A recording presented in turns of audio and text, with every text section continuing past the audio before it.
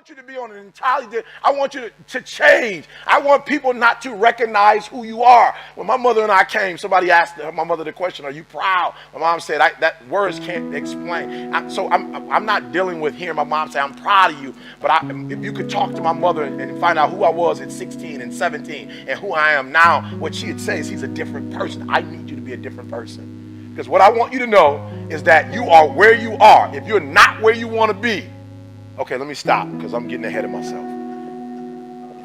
You will raise your hand and respond to me. If you're not 120% where you want to be right now in life and there's still room for you to improve, can you please just entertain me and just, good, hands down, good. So watch this. If you're not where you want to be, it's because you're not who you need to be right now.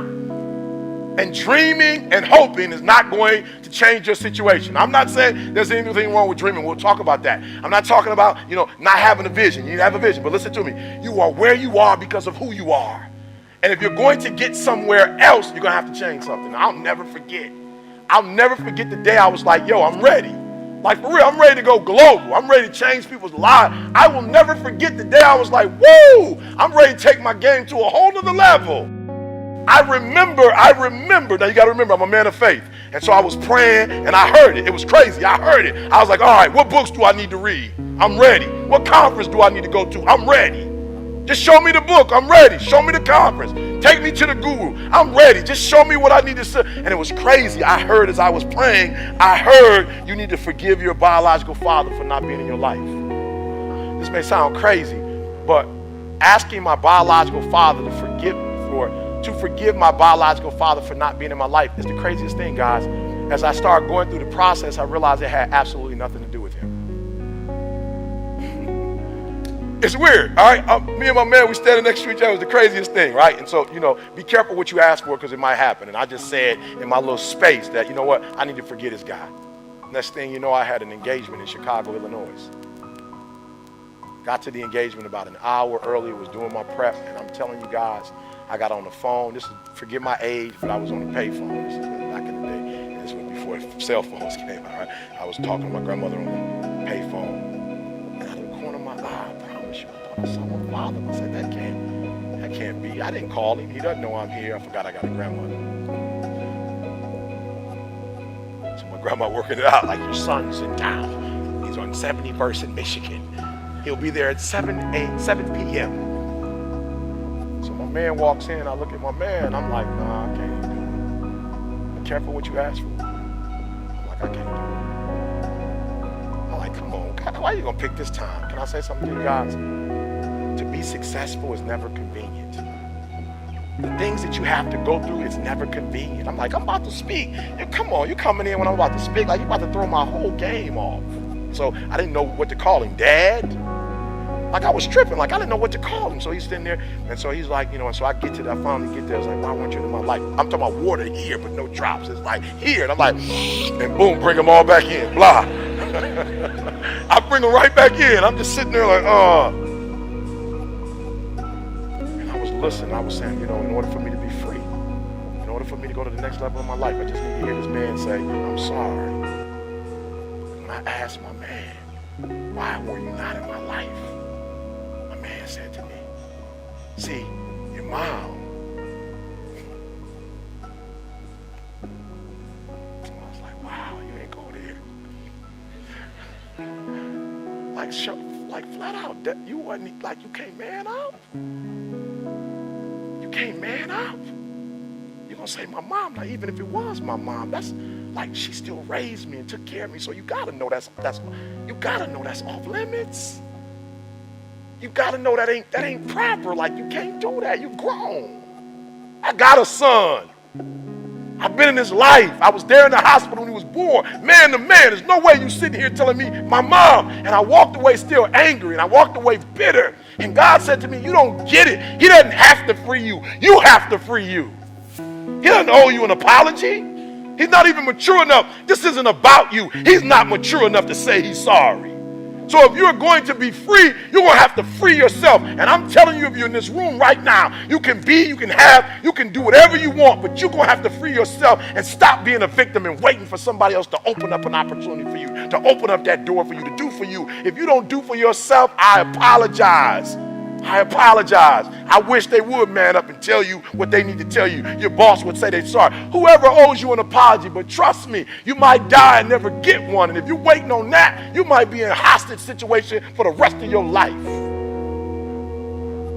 So I looked at myself and said, Eric, you better learn to love yourself, because he might never do it.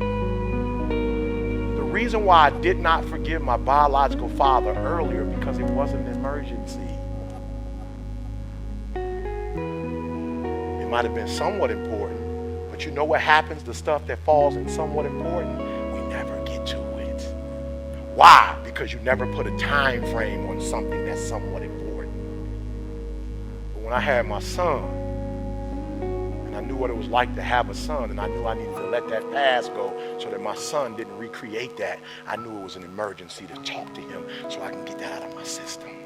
It's funny, he called me the other day and he was like, son, I guess, it's halfway, he started reflecting. He was like, I need you to do me a huge favor, and we need to talk, and I want to come visit you, and, we need to get our relationship, whatever. And I said, Dad, let me be honest with you, I'm grown. I'm good. I'm not angry with you anymore. We have a good relationship. I try to call you when I feel it. You know what I'm saying? You know, you get that feeling and somebody you love, you just get the feeling like you need to call. So I can go like 2-3 days on the road, and my mom, I'll feel that thing like I got to pick up the phone and call my mom. I might be like, Ma, I can't talk. I'm on my way to Istanbul. I don't know. I'll get back with you later. She's like, all right, call me when you get a chance. So with my father, because he wasn't in my life, it's not like weekly, but I'll get that thing. So I'll never forget, he was like, son, he came and met me. He pulled out 2 gloves and some ball. He was like, son, let's play catch. I'm like, Dad, whoa, I'm grown. Like, the catch ball thing, like, that's over. I'm sorry, you missed that window right there. Like, I'm not about to stop doing TGIM and just like, blah. Let's go. Hey, I'm sorry I can't get on the road right now. Me and Dad are playing catch. I'm like, that's over. For real, I told my father, I said, for real, I'm past that. I love you. I call you when I think it's necessary. We have a healthy relationship. You got to hear what I'm saying. When it's somewhat important, you don't have no time frame. When it's very important, you do it within 48 hours. When it's an emergency, somebody calls me and said, Mr. Thomas, I'm sorry, we cannot give you your check until you sign the document. It doesn't take me an hour. Where can I find the document? It's online. Give me the correct address. Give me 1 second, please. I don't even have ink in my computer, right? I found a way to print it out. Right? I'm praying over ink, be there. I just sign that thing, boom, scan it, give it right to them. It doesn't even take 30 minutes. Right? And my family will tell you, my friends tell you, I don't even follow through like that. I call immediately. Have you gotten no, Mr. Thomas, you haven't. I'll stay on hold. Mr. Thomas, we'll call you back as soon as we get it. Nope, I will stay on hold. Because you might not call me back. She called, I got it. Thank you. Look, when I got here, I saw 2 things. The big double-decker red bus, and then I saw the ambulance.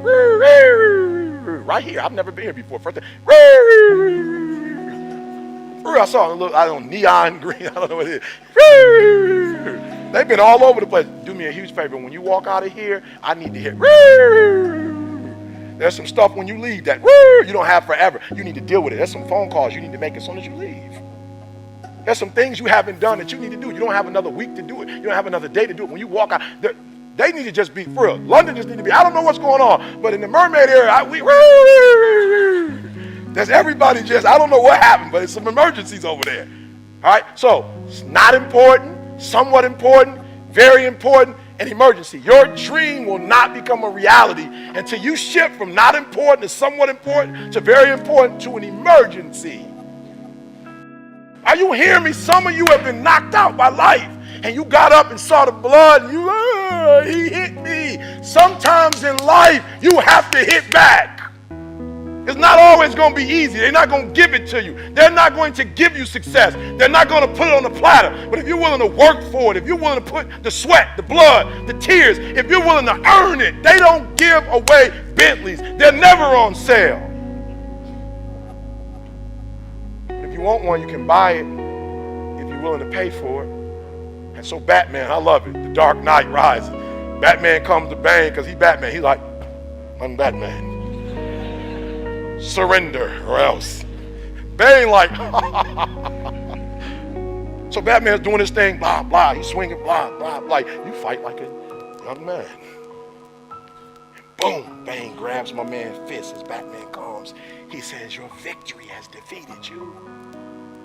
Some of you, your success has messed you up. You so successful now, you soft. Your success has not benefited you. You've not grown as a result of being successful. You've lost your bite. You're not hungry anymore. Your success is damaging you. And so Batman gets up. He was like, I didn't know which was going to go first, your body or your will. But you're pretty strong. I'm still going to break you. Blah, blah, boom. Batman gets up one last time. You know, the whole cape boy, the boots. Like, Batman. Pull out his little choo, choo, choo, choo, choo. Start hitting all the lights. Blah, blah, blah. Batman, you know, he's Batman. He can fight in the dark. So he choo, choo, choo, choo, choo. Bang. He said, Batman, like you cutting the lights off? He said, may I remind you, you adopted the dark.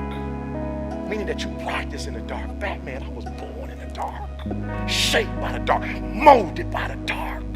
I grew up in the dark. Batman, I will break you. And I want you to hear what I'm telling you. Some of you were soft, but you were born in the dark, and now you're soft. Every time you come up to a challenge, you quit, you surrender, you give up, you give in. Every single thing I go through, I remember I was homeless, and I draw from it. Every single time I'm going through pain, I remember that I've gone through pain since I was a kid. I draw from it. Recycle your pain.